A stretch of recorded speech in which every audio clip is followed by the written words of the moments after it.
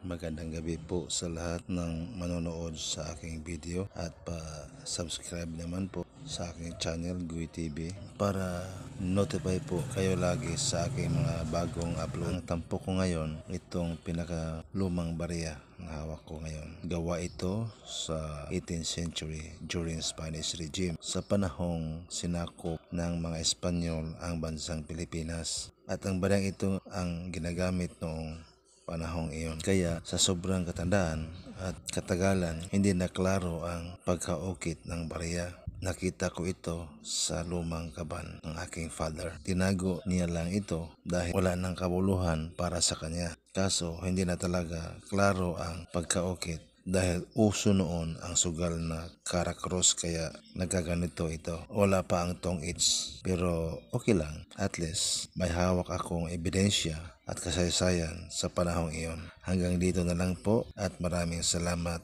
sa inyong panonood at babos mga amigo.